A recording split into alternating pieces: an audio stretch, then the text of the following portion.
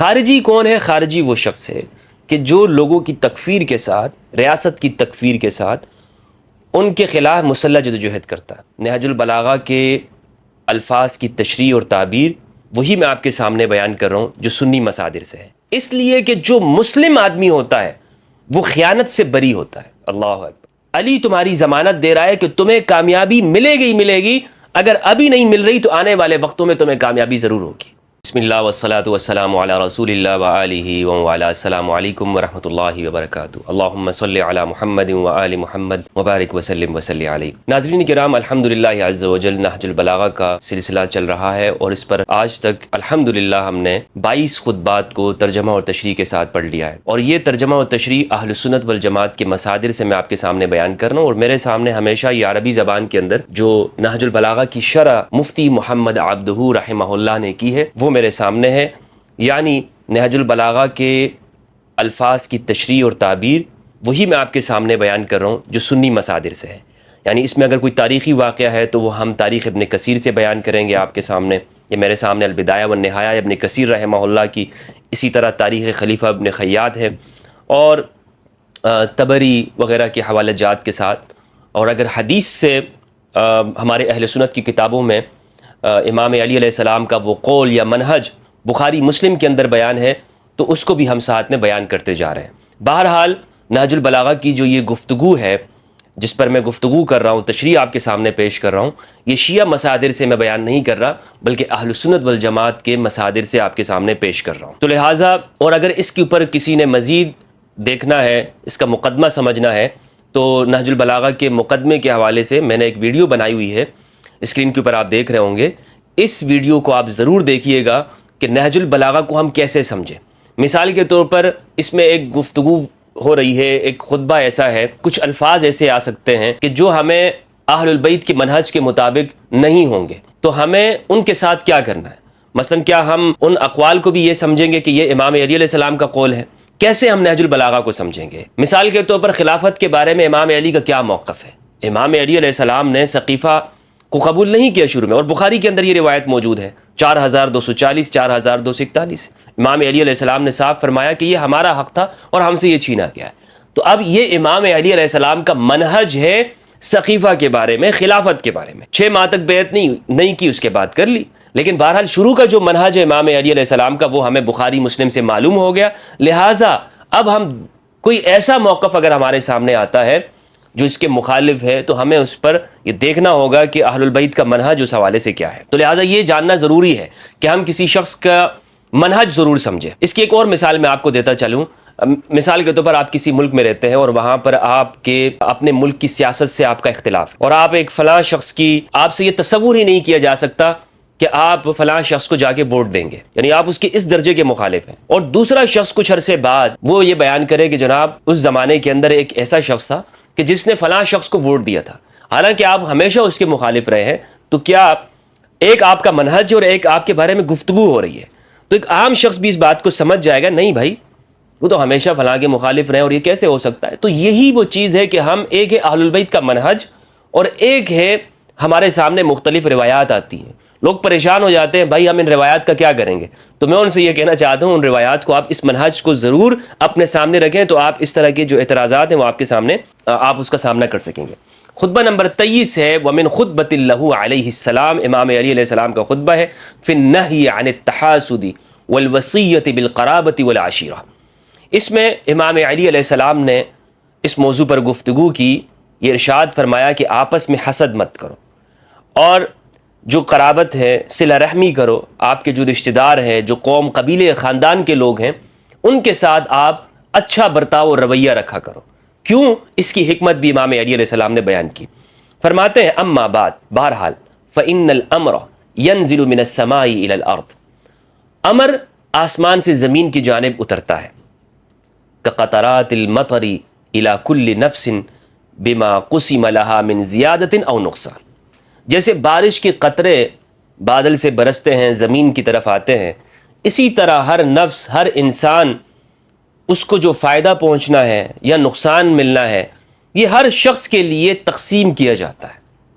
یہ خدا کی جانب سے فیصلے ہوتے ہیں، کسی کو مال کے اندر فراخی مل جاتی ہے، اولاد کے اندر وسعت ملتی ہے، کاروبار کے اندر کشادگی نصیب ہوتی ہے، دنیا میں کامیابیاں کامرانیاں اسے ملتی ہیں. یہ تقسیم ہو چکا ہے، اور کسی کو نقصان ہوتا ہے، مصیبتوں کا، آلام کا، تکالیف کا سامنا کرنا پڑتا ہے، کاروبار میں نقصان ہو جاتا ہے، وغیرہ وغیرہ. تو امام کہتے ہیں کہ یہ سب کچھ تقسیم ہو چکا ہے. فَإِذَا رَآ أَحَدُكُمْ لِأَخِيهِ غَفِيرَةً فِي أَهْلٍ أَوْ مَالٍ أَوْ نَفْسٍ فَلَا تَكُونَنَّ لَهُ فِتْنَةً. اس لیے امام اپنے شیعوں کو یہ نصیحت کر رہے ہیں، اپنے ماننے والوں کو، کہ جب تم اپنے بھائی کے لیے دیکھو، اپنے رشتہ دار کے لیے، اپنے ساتھی اور دوست کے لیے، تم اس کے بہتر حالات دیکھو کہ اس کے حالات، اس کے اہل میں، اس کے مال میں، اس کی جان میں بڑھوتری ہو رہی ہے. فَلَا تَكُونَنَّ لَهُ فِتْنَةً.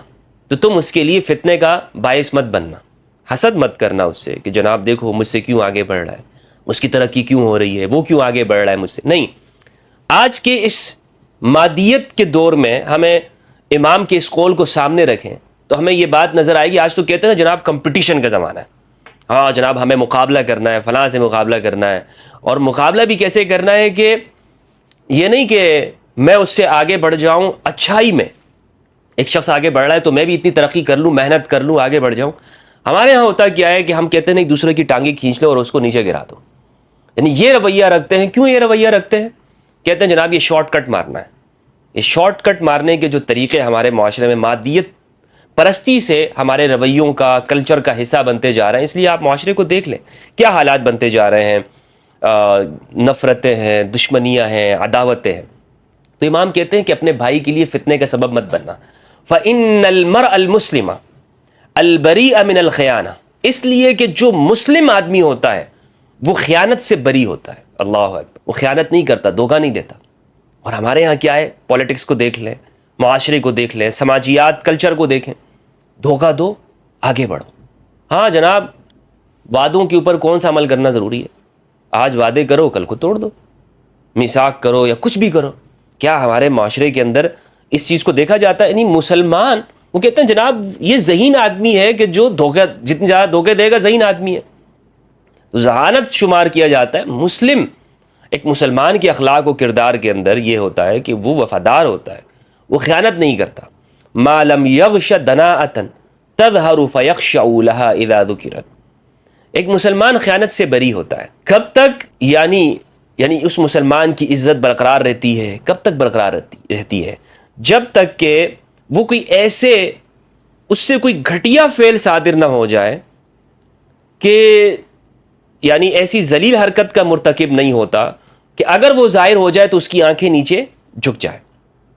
وہ مسلمان شخص وہ خیانتیں نہیں کرتا کہ کل کو اگر وہ لوگوں کو پتہ چل جائے تو لوگ کہیں گے جناب یہ وہ شخص ہے جس کو ہم یہ سمجھتے تھے، اس کو ہم اتنا پارسا، متقی اور کیا کیا سمجھ رہے تھے.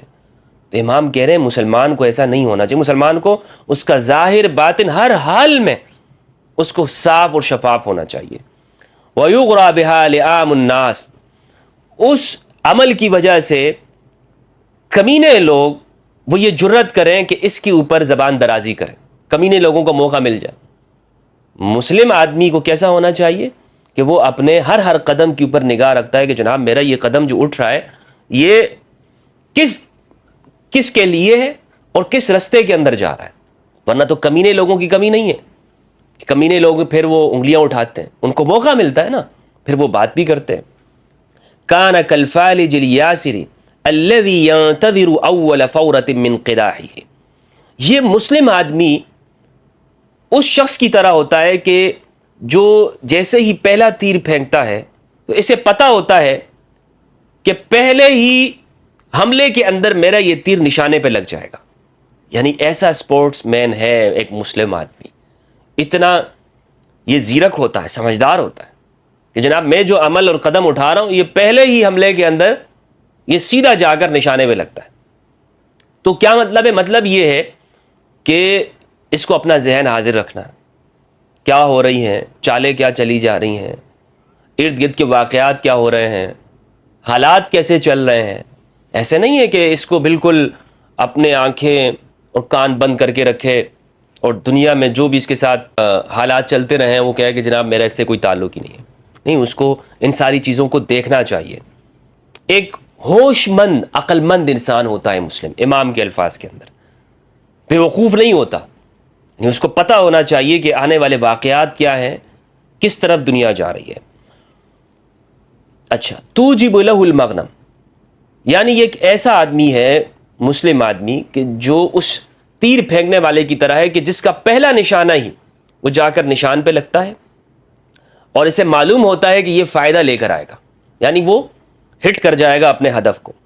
وَيُرْفَعُ بِهَا عَنْهُ الْمَغْرَمُ، اور اس کا یہ عمل اس کے نقصان کو اٹھا دیتا ہے، یعنی اس کا یہ عمل اس کو فائدہ بھی دیتا ہے اور جو نقصانات ہوتے ہیں اس سے دور کر دیے جاتے ہیں۔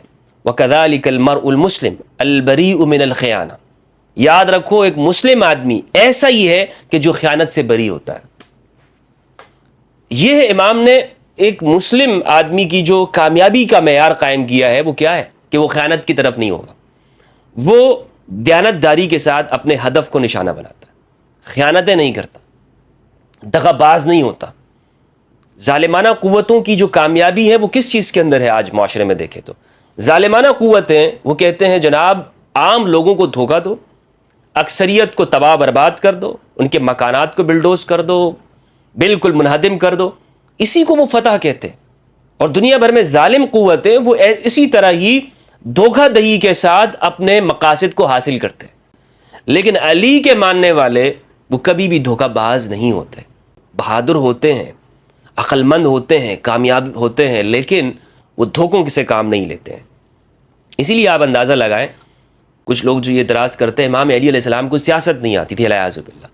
امام علی علیہ السلام سب سمجھتے ہیں، اپنے حالات کو، واقعات کو جانتے ہیں، لیکن علی دھوکہ دینے والوں میں سے نہیں ہے، کیونکہ یہ مسلمان کی شان نہیں ہے۔ آگے کہتے ہیں ینتظر من اللہ احد الحسنیین، مومن آدمی اللہ سے دو انعامات کا طلبگار ہوتا ہے، دو اچھائیاں اسے ملتی ہیں اللہ کی جانب سے۔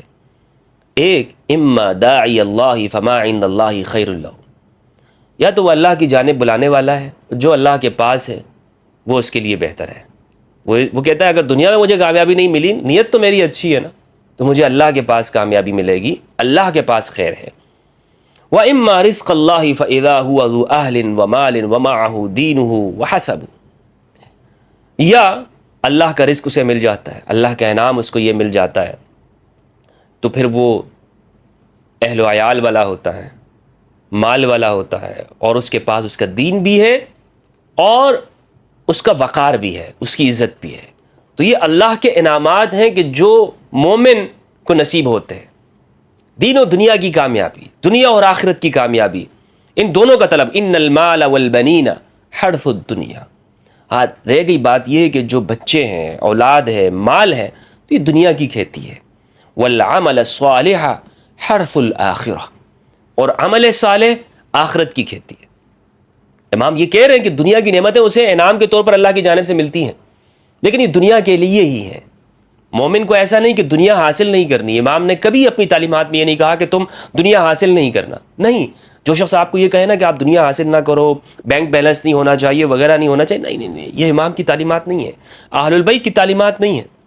اہل البیت مال کو یہ سمجھتے ہیں کہ یہ مال ہے، یہ دنیا کی کھیتی ہے، اس کو جمع کیا انہوں نے، لیکن اس کا جو خرچ کیا ہے انہوں نے اللہ کے راستے میں، لوگوں کی مدد کرنے میں، لوگوں کو دین کی طرف لانے میں، مؤلفۃ القلوب، لوگوں کے دلوں کو کھینچنے کے اندر، کہ ان کے دلوں کو دین کے لیے کھینچے، کفار کو اسلام کی جانب لانے کے لیے، اسلام کے لیے، انسانیت کے لیے انہوں نے کیا۔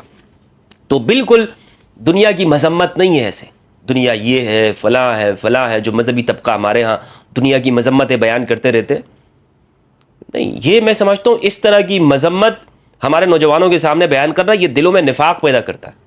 یعنی ایک طرف تو آپ کہیں کہ جناب دنیا یہ ہے، فلاں، بینک بیلنس، گاڑی وغیرہ کچھ نہیں ہونا چاہیے، اور دوسری طرف آپ کا جو لائف سٹینڈرڈ ہے وہ اس طرح ہو کہ جو اس کے مخالف ہو، تو پھر جو آپ کو سن رہا ہے وہ یہی کہے گا نا بھائی یہ منافقت کر رہا ہے۔ تو لہٰذا ہونا کیا چاہیے کہ ابو ذر غفاری رضی اللہ تعالیٰ عنہ کا ایک اسوہ ہے، لیکن ابو ذر غفاری رضی اللہ تعالیٰ عنہ انہوں نے اپنے جو اس وقت کے حالات تھے اس چیز کو ضروری سمجھا، لیکن امام علی علیہ السلام نے حکومت بھی کی، ریاست بھی کی، اور سادگی اور قناعت بھی اختیار کی۔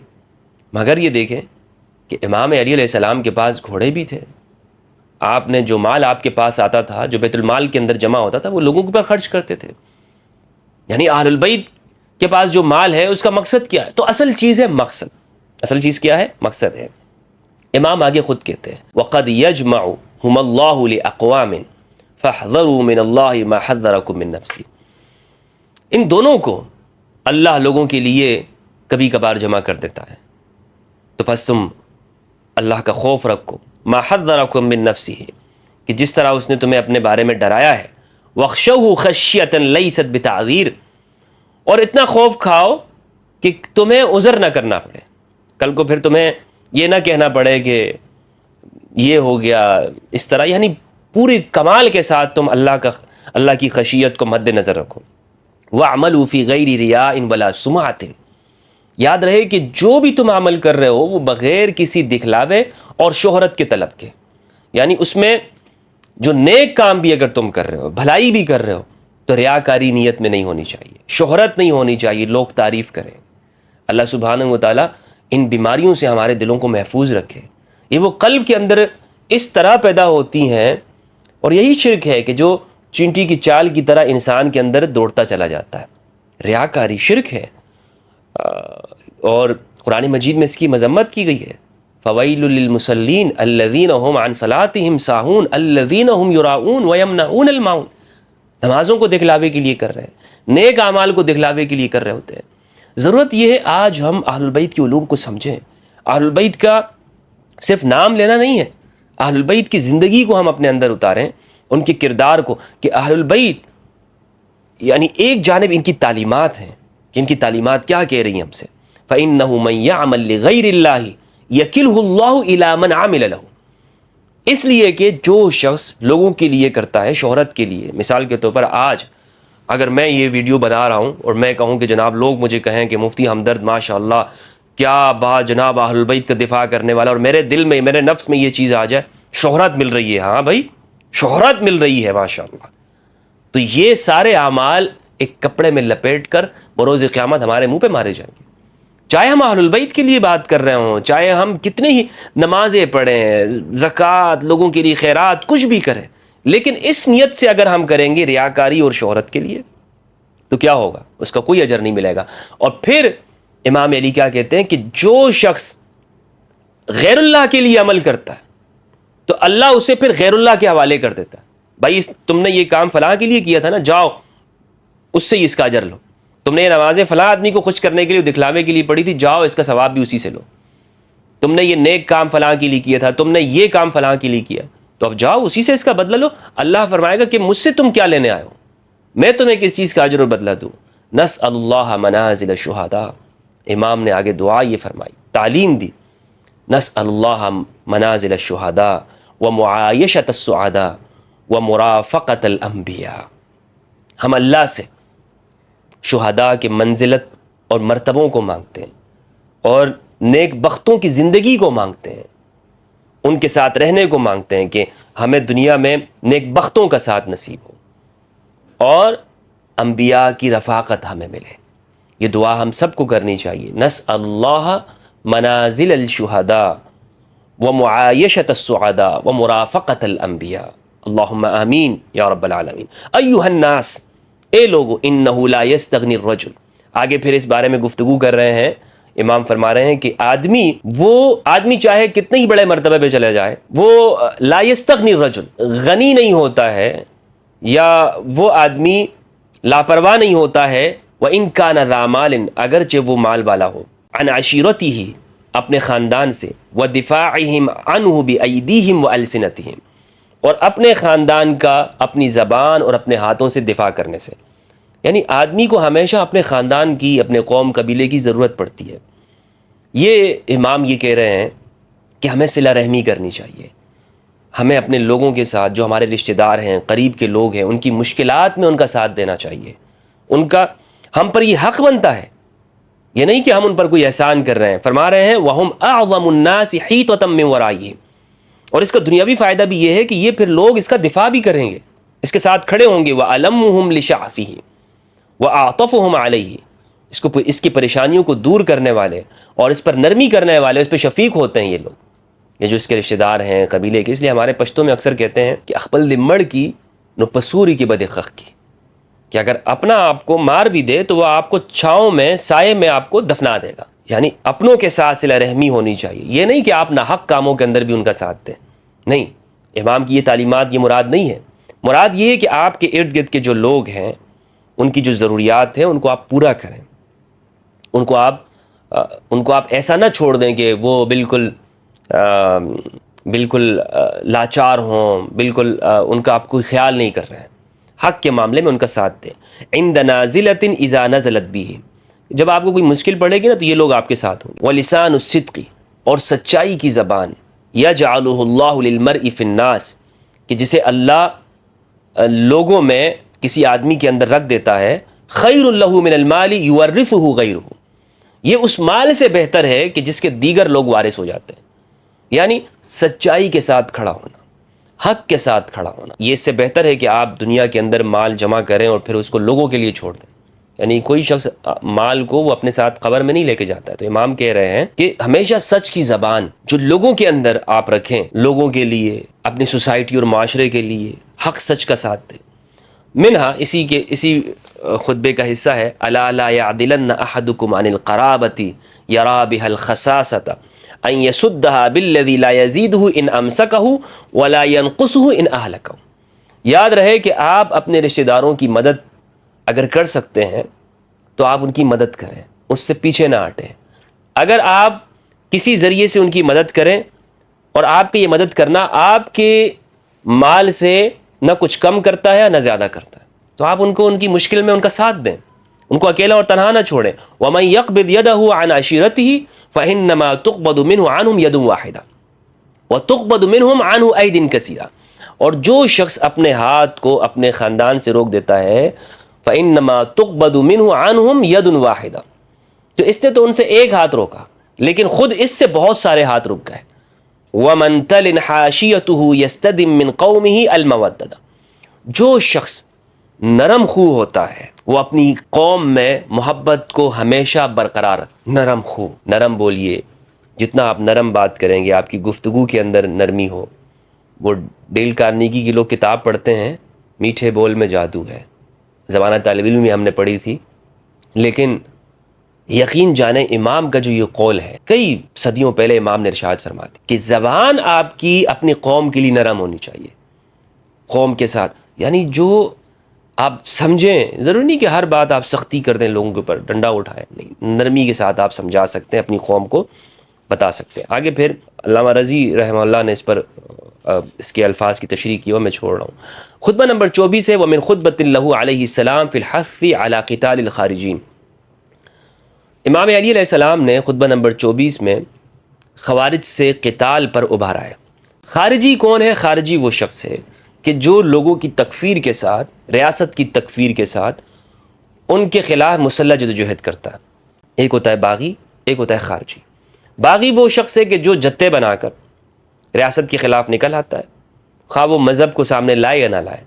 لیکن خارجی وہ ہے کہ جس میں دینی اور مذہبی ایک اس کی فکر شامل ہے، کہ وہ یہ کہتا ہے کہ جناب دوسرا والا کافر ہے، مذہب سے نکل گیا ہے اور صرف میں ہی مسلمان ہوں. خوارج کی یہی فکر تھی. تو امام نے لوگوں کو ابھارا کہ خوارج کے ساتھ قتال کرو. اور بخاری مسلم کی روایت ہے، رسول اللہ صلی اللہ علیہ وآلہ وسلم نے فرمایا لَأَقْتُلَنَّهُمْ قَتْلَ عَادِ وَثَمُودَ، اگر میں بھی ان خوارج کا زمانہ پالوں تو میں بھی ان کو عاد و سمود کو، جس طرح پروردگار نے ان قوم کے اوپر عذاب آیا، ان کو قتل کر دوں. وَلَعَمْرِ مَا عَلَيَّ مِنْ قِتَالٍ مَنْ خَالَفَ الْحَقَّ وَخَابَتَ الْغَيَّ. امام علی فرماتے ہیں بخدا میری زندگی کی قسم سے میں اس شخص کے خلاف قتال کرتا رہوں گا کہ جو حق کا مخالف ہوتا ہے اور جو سرکشی کے اندر ڈوب جاتا ہے.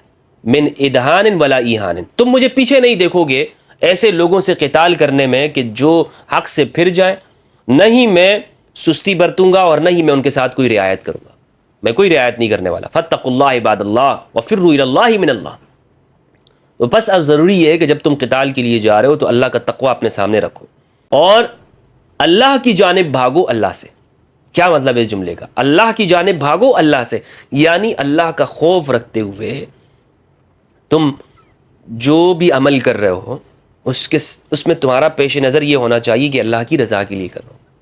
لہٰذا اللہ کی جانب جا رہے ہو تو جو اللہ نے جو حدود متعین کیے ہوئے ہیں اس کی پاسداری رکھنا، تب تم اللہ کی جانب صحیح بڑھ پاؤ گے. یعنی ایک منزل تم نے مقرر کی ہے کہ میں نے اللہ کے پاس جانا ہے، لیکن کام تم اللہ کا خوف نہیں رکھ رہے ہو اور دوستیاں ساری شیاطین کے ساتھ ہیں. تو اس بات کو امام کہتے ہیں کہ ہمیشہ یاد رکھنا، وَامْضُوا فِي الَّذِي نَهَجَهُ لَكُمْ، اور اس رستے پہ چلنا جو اللہ نے تمہارے لیے مقرر کیا ہوا ہے. وَقُومُوا بِمَا عَصَبَهُ بِكُمْ، اور اس کے لازم کردہ احکام کو بجا لاؤ. فَعَلِيٌّ ضَامِنٌ لِفَلَجِكُمْ آجِلًا إِن لَّمْ تُمْنَحُوهُ عَاجِلًا. امام علی کہتے ہیں اگر تم میری اس بات کو سامنے رکھو گے تو علی تمہارا ضامن ہے، علی تمہاری ضمانت دے رہا ہے کہ تمہیں کامیابی ملے گی، اگر ابھی نہیں مل رہی تو آنے والے وقتوں میں تمہیں کامیابی ضرور ہوگی. ایک کیا ہے کہ اللہ کا خوف، نیت تمہاری یہ ہو کہ میں جو کام کر رہا ہوں یہ اللہ کے لیے کر رہا ہوں. اپنی نیت کو درست کر لو، اپنی نیت کو بہتر کر لو.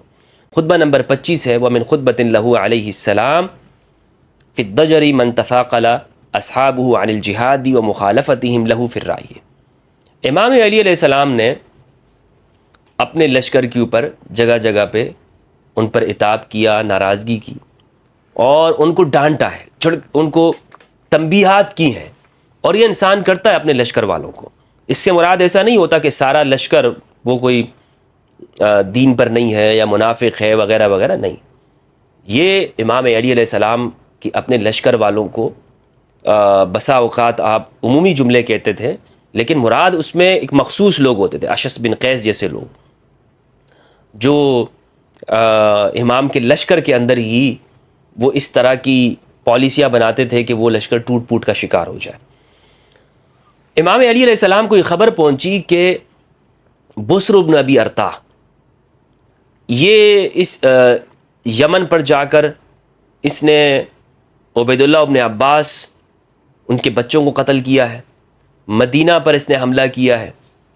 اور مدینہ پر اس وقت امام علی علیہ السلام کے جو گورنر تھے وہ ابو ایوب انصاری رضی اللہ عنہ تھے. جب معاویہ بن ابی سفیان نے بسر بن ابی ارطا کو بھیجا، اور وہ بسر بن ابی ارطا فوجی کمانڈر تھے معاویہ بن ابی سفیان کے، تو وہ مدینہ پر حملہ آور ہوا. مدینہ پر ابو ایوب انصاری رضی اللہ تعالیٰ عنہ تھے. ابو ایوب انصاری رضی اللہ عنہ امام علی علیہ السلام کی جانب سے تھے. وہ کوفہ امام علی علیہ السلام کے پاس چلے گئے. پھر وہ مدینہ سے بسر بن ابی ارطا یمن گیا، اور یمن کے اوپر عبید اللہ بن عباس تھے. عبداللہ بن عباس نہیں، عبید اللہ بن عباس. عبید اللہ بن عباس کے گھر پر اس نے حملہ کیا بسر بن ابی ارطا نے، اور حملہ کرنے کے بعد ان کے جو 2 بچے تھے ان کو ان کی والدہ کے سامنے ذبح کر دیا. اور یہ واقعہ البدایہ والنہایہ کے اندر ابن کثیر رحمہ اللہ نے جلد نمبر 4 مکتبہ رشیدیہ کوئٹہ لاہور، اس کے اندر یہ واقعہ موجود ہے صفحہ نمبر 538 پہ. سنۃ 40 من الہجرہ، 40 ہجری کے واقعات کے اندر یہ ذکر کرتے ہیں. فیہا کان مقتل امیر المؤمنین علی بن ابی طالب علی ما سنذکرہ مفصلا انشاءاللہ تعالی. اس 40 ہجری کے اندر امام علی علیہ السلام کی شہادت ہوئی ہے. اس میں یہ کہتے ہیں ثم مضى بسر الى اليمن وعليها عبید اللہ بن عباس ففر الى الكوفة حتى لحق بعلی. عبید اللہ بن عباس کوفہ چلے گئے جب بسر بن ابی ارطا یہ یمن آیا. واستخلف على اليمن عبداللہ بن عبداللہ بن المدان الحارثی، اور یمن کے اوپر اس نے عبید اللہ بن عباس نے اپنا نائب عبداللہ بن عبداللہ بن المدان الحارثی کو بنایا. فلما دخل بسر الیمن قتلہ وقتل ابنہ ولقی بسر ثقل عبید اللہ بن عباس وفیہ ابنان صغیران لہ فقتلہما وہما عبد الرحمن وقسم. وقیل انہ ذبحہما بین یدی امہما فراغ عقلہا ووسوست مما رأت فكانت بعد ذلك تقف في المواسم مبهوتة زائغة العقل تندب ولديها. یہ آپ واقع تفصیل کے ساتھ تاریخی کتابوں کے اندر منقول ہے، آپ وہ دیکھ سکتے ہیں کہ بسر بن ابی ارطا نے وہاں کیا مظالم کیے. عبید اللہ بن عباس کے 2 بچوں کو ان کی والدہ کے سامنے، 2 خوبصورت بچوں کو اس نے ذبح کر دیا. یہ واقعات اگرچہ ابن کثیر نے کہا ہے کہ مجھے اس کی صحت کے اوپر شک ہے واللہ عالم، لیکن ابن کثیر نے کوئی وجہ نہیں بیان کی کہ انہیں کیوں اس پہ شک ہے. تاریخ خلیفہ ابن خیاط کے اندر بھی یہ واقعہ موجود ہے 40 ہجری کے واقعات میں، صفحہ نمبر 399 میں آپ دیکھ سکتے ہیں. کہتے ہیں اس سال معاویہ بن ابی سفیان نے بنو عامر بن لوئے سے تعلق رکھنے والے بسر بن ارطا کو یمن بھیجا، وہاں سیدنا عبیداللہ ابن عباس ابن عبد المطلب سیدنا علی کی طرف سے عامل متعین تھے، سیدنا عبیداللہ یمن کے مضافات چلے گئے اور بصر وہاں مقیم ہو گئے۔ تو یہ واقعات تاریخ کی اصح کتابوں کے اندر موجود ہیں۔ اس میں جب یہ سارا امام علی علیہ السلام نے دیکھا کہ بھائی یمن میں یہ ہوا، مدینہ میں یہ ہوا، تو امام نے ایک خطبہ دیا۔ امام کہتے ہیں، کچھ الفاظ امام کے یہاں پر نقل کیے گئے ہیں، ما ہی الا الکوفۃ اقبضها وابسطها ان لم تکونی الا انت تحب۔ امام کہتے ہیں یہ کوفہ ہے جس کا قبضہ میرے ہاتھ میں ہے، اگر تیرا یہی عالم رہا کہ تجھ میں آندیاں چلتی رہیں تو تیرا ستیہ ناس ہو۔ کیوں کہا امام نے یہ؟ امام نے اس لیے کہا کہ یہاں پر جب یہ سب کچھ دیکھا تو اپنے لوگوں سے امام نے انہیں عتاب کیا اور فرمایا انبئت بسرا قد اطلع الیمن، مجھے یہ بات بتائی گئی ہے کہ بسر بن ابی ارطاء وہ یمن پہ غالب ہو گیا ہے، وانی واللہ لاظن ان هؤلاء القوم سیدالون منکم باجتماعہم علی باطلہم۔ اصل مسئلہ یہ تھا کہ امام علی علیہ السلام جب جنگ کرنے جاتے تھے تو قوم میں لوگ وہ آپ کو صلح پر لے آتے تھے، جناب آپ صلح کریں۔ جب آپ صلح کی جانب جاتے تھے وہ جنگ کی طرف لے کے جانا چاہتے تھے۔ یعنی ایسے لوگ اس کے اندر موجود تھے کہ جو خود بھی کچھ نہیں کرتے تھے اور دوسروں کو بھی کچھ نہیں کرنے دیا کرتے تھے۔ اور آج یہ اس طرح کے لوگوں سے ہمارا واسطہ پڑتا ہے ہمارے معاشرے میں، جناب حضرت آپ یہ کریں، حضرت آپ یہ کریں، اور حضرت صاحب ماشاءاللہ خود کچھ نہیں کر رہے۔ تو یہ نفسیات ہیں۔ امام علی علیہ السلام ان لوگوں کے رویے سے ان کو بتایا کہ دیکھو یہ لوگ تمہارے سامنے مٹھی بھر بھی نہیں ہیں، لیکن کیوں انہیں کامیابی مل رہی ہے ظاہر طور پر؟ کیا وجہ ہے؟ اور تم لوگ اتنا بڑا لشکر ہو اور قریب ہے کہ سب کچھ ان شامی باغیوں کا خاتمہ ہو جاتا، لیکن پھر کیا وجہ ہے کہ تمہیں وہ غلبہ حاصل نہیں ہو پا رہا؟ تو کہہ رہے ہیں امام وَإِنِّي وَاللَّهِ لَأَظُنُّ أَنَّ هَؤُلَاءِ الْقَوْمَ سَيُدَالُونَ مِنْكُمْ بِاجْتِمَاعِهِمْ عَلَى بَاطِلٍ، مجھے معلوم ہے، خدا کی قسم میں دیکھ رہا ہوں کہ یہ لوگ باطل پر ہونے کے باوجود تمہارے اوپر غلبہ حاصل کر لیں گے۔ وَتَفَرُّقِكُمْ عَنْ حَقِّكُمْ، کیوں باوجود کہ بھائی وہ باطل پر ہیں تم حق پر ہو، کیوں؟ کیونکہ تم لوگ تفرقے میں پڑ گئے ہو، تفرقے میں پڑ جاتے ہو تم لوگ، اور خود ہی تم وساوس کے شکار ہو جاتے ہو کہ بھائی ہم امام کا ساتھ دیں نہ دیں، اس کام کو کریں نہ کریں۔ تو امام کہہ رہے ہیں وَبِمَعْصِيَتِكُمْ إِمَامَكُمْ فِي الْحَقِّ وَطَاعَتِهِمْ إِمَامَهُمْ فِي الْبَاطِلِ، تم اپنے امام کی حق میں طاعت نہیں کرتے، وہ اپنے پیشوا کی باطل میں پیروی کرتے ہیں۔ وَبِأَدَائِهِمِ الْأَمَانَةَ إِلَى صَاحِبِهِمْ وَخِيَانَتِكُمْ وَبِصَلَاحِهِمْ فِي بِلَادِهِمْ وَفَسَادِكُمْ، کہ وہ اپنے اپنی سوسائٹی کے اندر اپنے جو حکمران ہیں یا اپنے جو لوگ ہیں ان کے ساتھ ان کو ان کا حق دیتے ہیں، اور تم لوگوں کا کیا رویہ ہے کہ تم لوگ اپنے اپنے علاقوں کے اندر خرابیاں مچا رہے ہوتے ہو، خرابیاں مچاتے ہو اور بات نہیں مانتے ہو، کہنا نہیں مانتے ہو گورنروں کا۔ فَلَوْ ائْتَمَنْتُ أَحَدُكُمْ عَلَىٰ قُعْبٍ لَخَشِيتُ أَنْ يَذْهَبَ بِعِلَاقَتِهِ، اگر میں تم لوگوں میں سے کسی کے پاس ایک مگ بھی چھوڑ جاؤں کپ، تو تم اس کا جو کنڈا ہوتا ہے اس کو بھی لے چلو گے، بھگا لے جاؤ گے اس کو۔ یعنی تمہارے اوپر مجھے اطمینان ہی نہیں ہے۔ اور میں یہ بتاتا چلوں کہ یہ سب کے لیے نہیں ہے یہ جملے، کہ یہ سب بھی اس میں مالک اشتر رضی اللہ تعالیٰ عنہ، محمد بن ابی بکر بھی ہیں، سہیل بن حنیف ہیں، عثمان بن حنیف ہیں، جلیل القدر صحابہ ان لوگوں میں۔ تو اس لیے یاد رکھیے گا کہ جب بھی امام کے لشکر کا آپ اس پہ گفتگو کریں تو قیس بن سعد بن عبادہ بھی سامنے آپ کے ہونے چاہیے۔ قیس بن سعد بن عبادہ کون ہے؟ جلیل القدر صحابی رسول ہے۔ اچھا، اللہم انی قد مللتہم وملونی، الہ العالمین میں ان سے یہ کہتے ہیں مللتہم، کسی سے بیزار ہو جانا، میں ان سے بیزار ہو گیا ہوں، یہ مجھ سے تنگ ہو گئے ہیں۔ سئمتہم وسئمونی، میں ان سے بور ہوں، یہ مجھ سے بور ہیں۔ فابدلنی بہم خیرا منہم، مجھے ان سے بہتر دے دو۔ وابدلہم بی شرا منی، اور انہیں مجھ سے میرا جو بدل دو تو ایسا دو کہ برا ان کے اوپر مسلط کر دو، ان کوفہ والوں کے اوپر ایک برائی کو ان کے اوپر مسلط کر دو۔ اللہم مت قلوبہم کما یمات، اللہم مت قلوبہم کما یمات الملح فی الماء، ان کے دلوں کو ایسا ملا دے جیسے کہ پانی میں نمک مل جاتا ہے. اما واللہ لوددت ان لی بکم الف فارس من بنی فراس ابن غنم. خدا کی قسم میری یہ تمنا ہے کہ کاش بنی فراس بن غنم کے جو شہ سوار ہیں وہ میرے ساتھ ہوتے. یعنی ہم کہ جیسے کہتے ہیں نا کہ کاش یار فلاں فوج ہمیں مل جاتی تو آج ہم آگے بڑھ جاتے. ہنالک لو دعوت اتاک منہم فوارس مثل ارمیۃ الحمیم ثم نزل علیہ السلام من المنبر. پھر امام علی علیہ السلام جب یہ گفتگو کی تو امام علی علیہ السلام ممبر سے اتر گیا.